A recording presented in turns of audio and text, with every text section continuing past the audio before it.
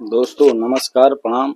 आप सभी का हमारे YouTube चैनल में स्वागत है और आप सभी देख रहे हैं स्टोरी वॉइस और मैं हूं चंदन।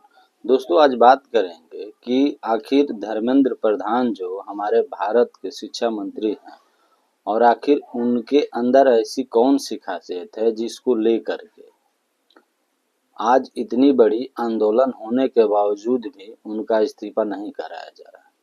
दोस्तों सबसे बड़ी बात तो यह है कि अगर भारतीय जनता पार्टी ने इस उनके इस्तीफा कराती है तो विपक्षी पार्टी को लगेगा कि हम किसी का भी इस्तीफा करा सकते हैं। इसलिए भारतीय जनता पार्टी ने इस्तीफा नहीं करना चाह रहे और बात भी सही है कि अगर कोई भी कमियां हैं या गलतियां हैं किसी भी मंत्री से हो रही है तो उनकी जांच कराया जाना चाहिए। उसके बाद अगर वह गलत हैं तो इस्तीफा देना चाहिए। दोस्तों हर पार्टी में मंत्री रहे हैं और हर मंत्रियों का इस्तीफा उसे पार्टी के मुखिया ने कभी कराया नहीं है। और अरे भाई सबसे पहले उस पर जांच कराया जाए तब तो पता चलेगा कि धर्मेंद्र प्रधान जी के अंदर क्या कमी है। अब दोस्तों बात करते हैं कि धर्मेंद्र प्रधान तो धर्मेंद्र प्रधान जी हैं और वह एक जमीनी नेता भी हैं। उन्होंने छात्र राजनीति से उठ करके केंद्र में एक वरिष्ठ मंत्री बनने की यात्रा तक सफर की है। उन्होंने एक कुशल प्रशासनिक क्षमता और विभिन्न मंत्रालय में भी बड़े सुधार लागू करने का उनके पास एक अचूक अनुभव है। दोस्तों धर्मेंद्र प्रधान की राजनीति जीवन की शुरुआत अगर देखा जाए तो अखिल भारतीय विद्यार्थी परिषद से हुई थी और धर्मेंद्र प्रधान जी उड़ीसा के एक मजबूत और अनुभवी नेता माने जाते हैं जो एक संगठनात्मक कार्यों में माहिर हैं। दोस्तों उन्होंने मीडिया की सुर्खियों और अनावश्यक बयानों से दूर रहने वाले पहले और गंभीर राजनेता माने जाते हैं। दोस्तों स्वतंत्र भारत में सबसे लंबे समय तक पेट्रोलियम मंत्री रहने वाले और उनके कार्यकाल में उज्ज्वल योजना और पहल जैसी योजना लागू हुई थी। दोस्तों वर्तमान समय में धर्मेंद्र प्रधान जी केंद्र शिक्षा मंत्री की जिम्मेदारी संभाल रहे हैं और देश में राष्ट्र शिक्षा की नीति को लेकर के काफी ज्यादा वह निगरानी भी कर रहे हैं।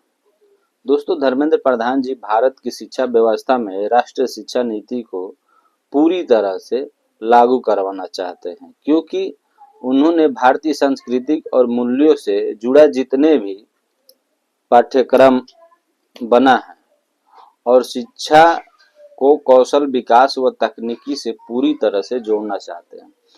जैसे दोस्तों नई शिक्षा नीति के तहत स्कूली शिक्षा और उच्च शिक्षा को भविष्य की जरूरत के अनुसार से तैयार करना और दूसरा एनसीईआरटी की किताबों में भारतीय इतिहास सांस्कृतिक और राष्ट्रीय नायकों का ज्यादा से ज्यादा स्थान दिया गया है। दोस्तों धर्मेंद्र प्रधान का मानना है कि प्रारंभिक पढ़ाई के साथ साथ छात्रों को व्यवहारिक कौशल का भी सीख देना बहुत जरूरी है और शिक्षा प्रणाली में आर्टिफिशियल इंटेलिजेंस और डिजिटल लर्निंग प्लेटफॉर्म्स को भी बढ़ावा देना। और दोस्तों धर्मेंद्र प्रधान जी का मानना है कि अटल टैकलिंग लैब्स का विस्तार करके ग्रामीण स्तर पर विज्ञान और गणित को समझ को सबसे ज्यादा आसान भाषा में और मजबूत करना है। सबसे बड़ी बात यह है दोस्तों कि हर बच्चे को जिंदगी में पढ़ाई खिचड़ी भाषा की तरह हो गई है। दोस्तों वह स्कूल में रहो तो कुछ और भाषा बोलो और घर जाओ तो कुछ और भाषा बोलो और समाज में जाओ तो कुछ और भाषा बोलो। दोस्तों भाषा बोलने से यह नहीं समझ में आ रहा है कि कैसे खिचड़ी बन चुकी है। दोस्तों सबसे बड़ी बात है कि बच्चों को अगर उनकी मातृभाषा में शिक्षा दीक्षा प्रारंभ की जाए तो यह ज़्यादा बेहतर रहेगा। आपका क्या राय है, आप लोग कमेंट करके जरूर बताइएगा। दोस्तों, धर्मेंद्र प्रधान जी ने भारत की शिक्षा और इतिहास को लेकर एक बार फिर से तेज कर दिए हैं। दोस्तों, उनका मानना है कि केंद्र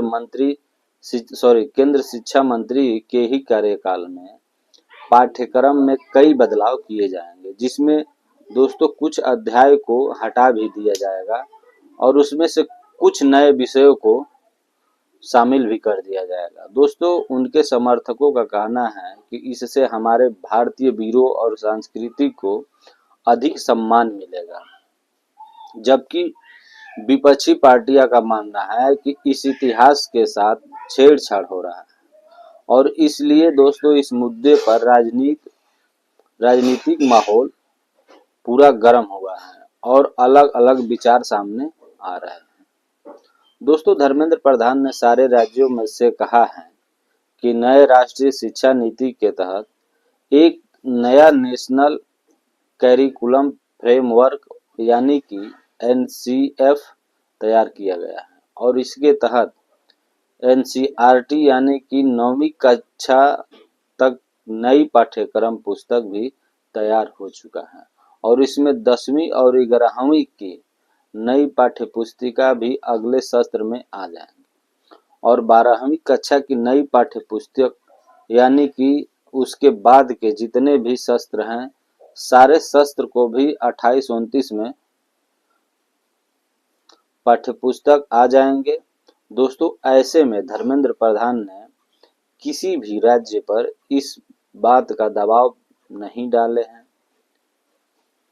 कि वह एनसीईआरटी की किताब को ही पढ़ाएं, बल्कि राज्य अपने बच्चों को अपने हिसाब से कुछ भी पढ़ाने के लिए स्वतंत्र है, लेकिन जो भी पढ़ाया जाए वह एनसीएफ के अनुरूप हो, ताकि बच्चे को आगे की पढ़ाई में किसी भी प्रकार की परेशानी का सामना न करना पड़े।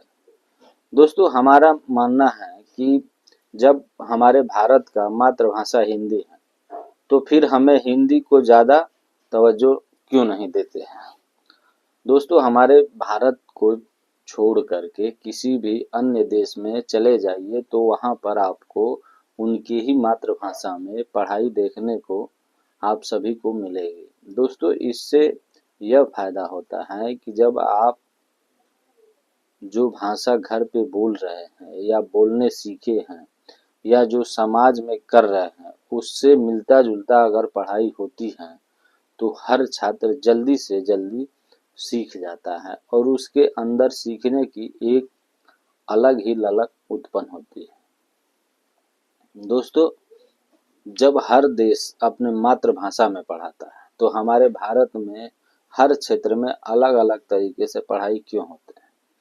अब सरकारी स्कूल को देख लीजिए, सरकारी स्कूलों में हिंदी में पढ़ाई होती है, वहीं उनके बगल में सीबीएसई बोर्ड को देख लीजिए, सीबीएसई बोर्ड अपने अलग ही भाषा में पढ़ाता है और पुरानी पढ़ाई को तो छोड़ ही दीजिए, क्योंकि जो पुराने समय में पढ़ाया जाता था वह सब तो भूल ही जाइए, क्योंकि जो बच्चा सीबीएसई बोर्ड में पढ़ता है उसको अगर हिंदी में कोई भी चीज़ पूछ लीजिए तो लगभग तो बात बता ही नहीं पाएगा। दोस्तों, यह सत्य है।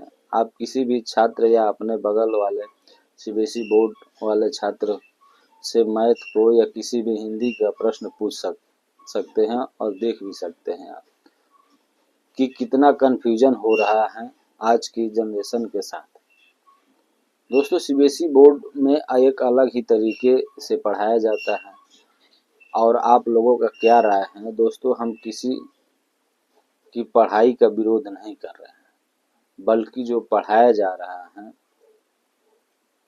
इसमें काफ़ी अंतर देखने को मिल रहा है।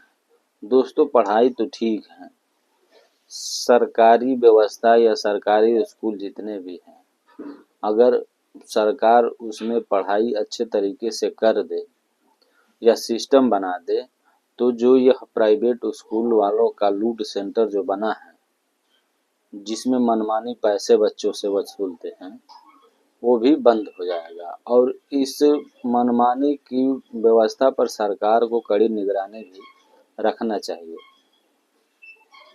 दोस्तों, हम मान रहे हैं कि पहले की पढ़ाई थोड़ा कठिन थी और अब की पढ़ाई आसान भाषा में कर दी गई। लेकिन अगर देखा जाए इतिहास के बारे में, तो हमारे भारत का जो हकीकत इतिहास है,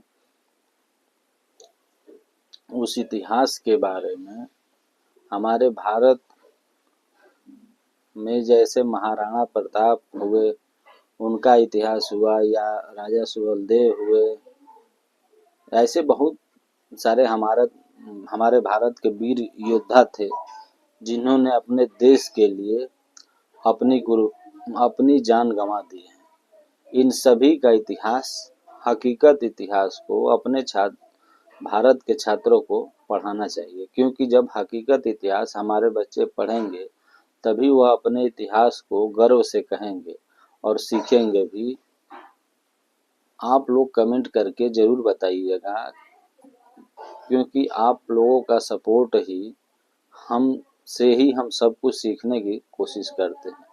दोस्तों, अगर वीडियो अच्छी लगी है तो आप लोग हमारे चैनल को ज़रूर सब्सक्राइब कीजिएगा और अपने दोस्तों में दबा के शेयर कीजिएगा। नमस्कार, प्रणाम, जय हिंद, जय भारत।